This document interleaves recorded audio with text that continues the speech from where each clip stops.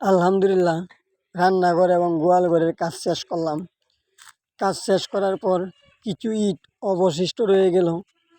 এখন এগুলোকে নিয়ে বাড়িতে রাখবো, যাতে করে নষ্ট না হয়ে যায়। মনে করেছিলাম ঘরের কাজ ধরবো, কিন্তু এই সিজন আর ধরবো না, যেহেতু মেঘলা দিন চলে এসেছে। কাজ ধরলে মেঘলা দিনে কাজ করলে বেশি সুবিধা হয় না, ভালো হয় না। তাই এই সিজন আর কাজ না করে কিছুদিন পর মেঘ চলে গেলে ধরবো কাজ। বাড়ির পিছন থেকে ইটগুলো ঘরের সামনে আনতে যে কতটা পরিশ্রম হয়েছে এটা বোঝাতে পারবো না। অনেকটা পরিশ্রম হয়েছে, শরীর থেকে একটা ঘাম জড়তে জড়তে গেঞ্জিটা পুরাটা ভিজে গেছে, দেখাতে পারলাম না।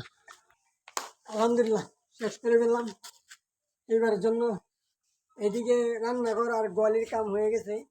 আর এখন ভাই আছে বাথরুম, কল, এগুলা। আর রয়েছে আমার মেইন ঘর। দোয়া করবেন, ইনশাল্লাহ আগামীতে শেষ করে ফেলবো। সকলের কাছে দোয়া চাই। আর ইট যেগুলো রয়েছে এইগুলা রেখে দিলাম সুন্দর করে, আরেকবার কাম শুরু করে দেবো। সকলের কাছে দোয়া চাই, সবাই দোয়া করবেন। ধন্যবাদ।